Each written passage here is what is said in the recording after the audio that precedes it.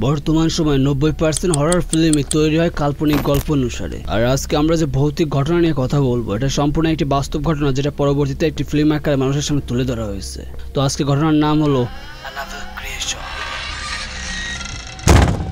ঘটনার শুরু 1943 সাল। স্যামুয়েল মুলিন্স নামক একজন ব্যক্তি ছিলেন, যিনি ছিলেন পুতুল নির্মাতা। এই স্যামুয়েল মুলিন্সের পরিবার বলতে 3 জন ছিল, তার স্ত্রী এস্তার এবং তার মেয়ে বি, যার ভালো নাম ছিল অ্যানাবেল। এবং এই অ্যানাবেলকে কেন্দ্র করে আজকের পুরো ঘটনা। তো চলুন শুরু করি। একদিন দুপুরের সময় স্যামুয়েল মুলিন্স এবং তার পুরো ফ্যামিলি মিলে তারা চার্চ থেকে বাসার দিকে রওনা হয়। এবং গাড়ি চলতে চলতে এক পর্যায়ে একটি ফাঁকা রাস্তায় এসে তাদের গাড়িটার টায়ার নষ্ট হয়ে যায়, বা কোনো একটা সমস্যার কারণে গাড়িটা ওইখানে থেমে যায়। এবং তার মেয়ে অ্যানাবেল এটা লক্ষ্য করে যে তার বাবার গাড়ির একটা পার্টস রাস্তার মাঝ বরাবর পড়ে আছে। অ্যান্ড গেস হোয়াট, যখন সে পার্টটি তুলতে যায় তখন তার বাবা মুলিন্স খেয়াল করে দেখে রাস্তার বিপরীত সাইড থেকে জোরে একটি গাড়ি আসতেছে। এবং সে যখনই তার মেয়েকে ডাকতে যায়, শেষ, সেখানে সেই ঘটনার সমাপ্তি ঘটে। তাদের একমাত্র মেয়ের এই নির্মম মৃত্যু তারা মেনে নিতে পারেনি, এবং এর ফলে তারা একটা চিন্তা করে যে আমরা আমাদের মেয়েকে ফেরত আনবো। তো ভাবেন কিভাবে আনবে? হ্যাঁ, তারা সাহায্য নেয় এক কালা জাদুর, এবং তারা একটা পুতুলের মাধ্যমে তার মেয়ের আত্মাকে ডেকে নিয়ে আসে এবং সেইখানে বন্দি করে রাখে। এবং এই সব কিছুর মধ্যে তারা এমন একটা ভুল করে বসে যে ভুলটা তাদের সহ আরো অনেকের জীবন কেড়ে নেয়। তো কি ছিল সেই ভুল, জানবো ভিডিওর এক পর্যায়ে গিয়ে। তো এই ঘটনার 12 বছর পার হয়ে যায়, এবং এই মুলিন্স দম্পতি ভাবে যে তাদের বাড়িটাকে তারা অনাথ আশ্রমে রূপান্তরিত করবে। এবং তার ফলস্বরূপ তাদের বাড়ি 12 জন অনাথ মেয়ে, আর তাদের কেয়ারটেকার হিসাবে স্টারলার নামে একটি মেয়ে আসে। আমি যদি প্রোনাউন্সটা ভুল করে থাকি, so I am extremely sorry. এবং এই 12 জন মেয়ে এই বড় একটা বাংলো দেখে তারা খুবই আনন্দিত হয় এবং মনে মনে ভাবতে শুরু করে যে কাছ থেকে আমরা একটা ভালো জায়গায় থাকতে পারবো। কিন্তু এরা কেউই জানতো না আসলে এদের জন্য কি অপেক্ষা করতেছে। এই 12 জন মেয়ের মধ্যে একটা মেয়ে ছিল যার নাম ছিল জেনিস। তো এই নামটা মনে রাখবেন, এই ঘটনায় অনেকবার এই মেয়েটার নাম হয়তো আপনারা শুনতে পারবেন। যে কিনা ছিল একটা বিরল রোগে আক্রান্ত, যার ফলে সে এক পার হাঁটার শক্তি সম্পূর্ণ হারিয়ে ফেলে। এবং এর পরবর্তী ঘটনার সূত্রপাতগুলো এই মেয়ের হাত ধরেই হয়। এই মেয়ে জেনিস যখন এই বাসায় প্রবেশ করে তখন তার চোখ চলে যায় একটা রুমের দিকে, যে রুমটা অনেক বছর ধরে বন্ধ ছিল। এবং সেই রুমটা দেখে তার কৌতূহলবশত সেই রুমটা সে খুলতে চায়, এবং সেখানে মুলিন্স নামের সেই ব্যক্তি এসে তাকে বারণ করে যে তুমি এই রুমটা খুলবা না, এই রুমটা অনেক বছর ধরে বন্ধ আছে এবং বন্ধই থাকবে। এই ঘটনা শেষ এইখানে হতে পারতো, কিন্তু না। সেদিন রাতে যখন জেনিস তার নিজের রুমে ঘুমাচ্ছিল তখন সে খেয়াল করে দরজার নিচ থেকে কেউ যেন তাকে একটা নোট দিয়ে গেছে, বা সিরকুট দিয়ে গেছে। সে সিরকুটে লেখা ছিল ফাইন্ড মি, যার বাংলা অর্থ হলো আমাকে খোঁজো।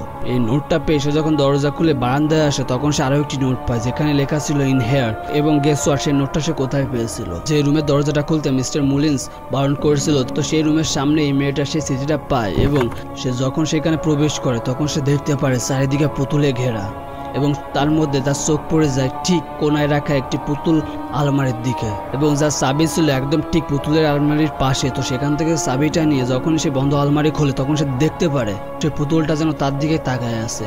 তো এটা দেখে জেনিস মেয়েটা খুব ভয় পেয়ে যায়, এবং তখন সে ভয়ে কিছু বুঝতে না পেরে তখন সে পুতুলটাকে সেভাবে রেখে আলমারির দরজা আটকায় দেয় এবং সেখান থেকে চলে আসতে যায়। কিন্তু যখন সেখান থেকে সে চলে আসতে যায় ঠিক তখনই আলমারির দরজা নিজে থেকে খুলে যায় এবং পুতুলটা নিচে নেমে হাঁটা শুরু করে।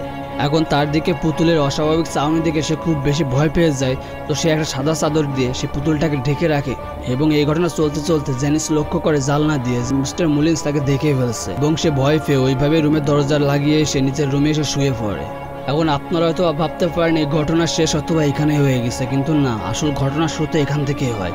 এই জেনিস মেয়েটা যখন সে রুমের আলমারি দরজা খুলে রেখে চলে এসেছিল, যার ফলে যে পুতুলের ভেতরে থাকা অ্যানাবেলের আত্মাটা মুক্তি পেয়ে যায়, এবং সেই মেয়েগুলো শুরু করে সম্মুখীন হতে ভয়ঙ্কর ঘটনাগুলো। যেমন এরকম খেলতেছে হুট করে তাদের সামনে অ্যানাবেলের আত্মাটা দাঁড়িয়ে যেত, এবং তারা ঘুমিয়ে তাদের পাশে এসে সেই অ্যানাবেলের পুতুলটা শুয়ে পড়তো। এবং এমনও ঘটনা ঘটেছে যখন এই মেয়েগুলো তারা লুকোচুরি খেলতো, তখন যারা লুকাইতো তারা অনেক সময় অ্যানাবেলকে দেখতে পাচ্ছে তাদের পাশে এসে বসে আছে। তো এখান থেকে মূলত ঘটনার সূত্রপাত হয় এবং শুরু হয়। এবং এরকম চলতে চলতে জেনিস মেয়েটা আবার একদিন সে বন্ধ রুমে যায়, যে রুমে যেতে তাকে বারণ করা হয়েছিল, এবং যে রুমে গিয়ে সে আলমারির দরজা খুলে রেখে চলে এসেছিল, যার পর থেকে ঘটনাগুলো শুরু হয়। এবং এই জেনিস মেয়েটা তার সিস্টারের মুখ থেকে জানতে পারে যে মুলিন্স দম্পতির একটা মেয়ে ছিল যে কিনা কার অ্যাক্সিডেন্টে মারা গেছে। এবং এই জেনিস ভাবে হয়তোবা পুতুলের ভেতরে অ্যানাবেলের আত্মা রয়েছে। এবং ঘটনা এই পর্যন্ত আপনারা হয়তোবা ভাবছেন যে পুতুলের ভেতরে আসলে অ্যানাবেলের আত্মা রয়েছে, রাইট? বাট না, তারা যখন কালা জাদু করে এই পুতুলের ভেতরে আত্মাটাকে নিয়ে আসে, সেই আত্মাটা আসলে অ্যানাবেলের ছিল না।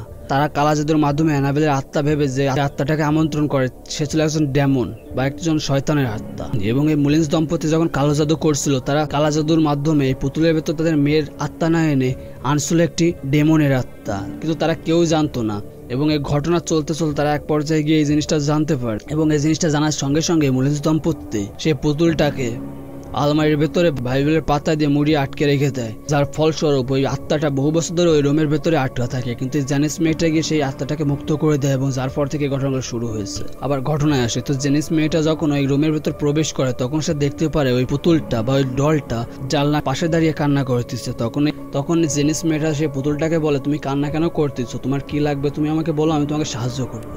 তখন এই পুতুলটা তার নিজের মোহাকৃতি বদলে ফেলে বলে, আমি অ্যানাবেল না। এবং সাথে সাথে এইটা দেখে জেনিস মেয়েটা ভয় পায় এবং পালানোর চেষ্টা করে এবং সে কোনোভাবে রুম থেকে পালিয়ে আসে। কিন্তু যখন সে নিজের রুমে যেতে যায় ঠিক তখনই হুট করে তাদের দরজা বন্ধ হয়ে যায়, যার ফলে সে রুমের বাইরে বসে অপেক্ষা করতে থাকে কখন দরজাটা খুলবে।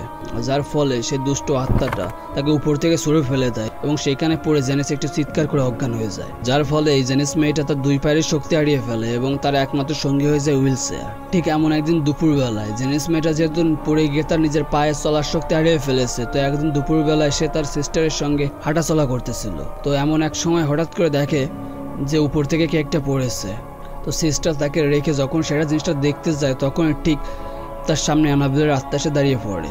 জেনিস যেহেতু হাঁটতে পারতো না সে বাঁচার জন্য ট্রাই করে এবং আমি যেহেতু প্রথমে বলে রেখেছিলাম এই জেনিস মেয়েটাই পরবর্তী ঘটনার পায়োনিয়ার হবে বা তার হাত ধরে এই ঘটনাটা নতুন মোড় পাবে। তো সেই কথা অনুযায়ী এই জেনিস মেয়েটাকে ওই আত্মাটা পজেস করে ফেলে।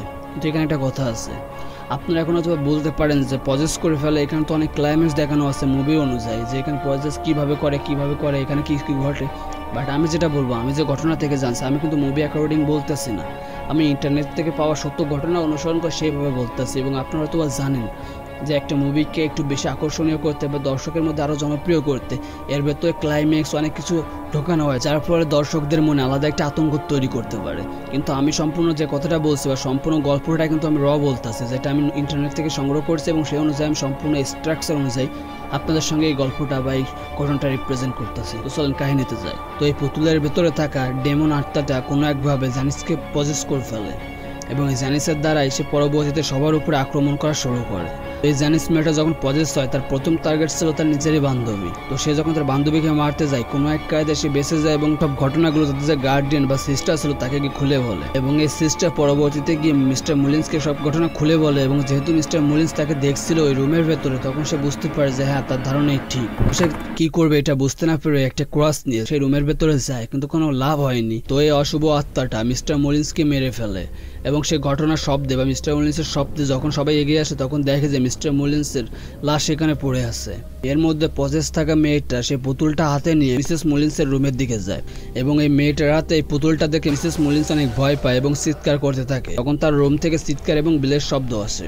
তার রুমের বেলের শব্দ শুনে যখন সিস্টার আর তার 11 জন অনাথ মেয়েকে এসে রুমে পৌঁছায়, তো সেইখানে গিয়ে তার সম্মুখীন এক ভয়াবহ দৃশ্য। সে দৃশ্যটা ছিল কিছুটা এমন, বডির অর্ধেক পার্ট দেয়ালে ঝুলতেছে আর বাকি অর্ধেক বিছানায় পড়ে আছে। তখন সে অ্যানাবেলের পুতুল তাদের সবাইকে আটকে ফেলে এবং পজেস মেয়েটা যে সবার প্রথমে তার বান্ধবীর উপর অত্যাচার করছিল বা মার্ডার করে ট্রাই করছিল, তো সেই মেয়েটা অ্যানাবেলের রুমের ভেতরে আটকা পড়ে যায়।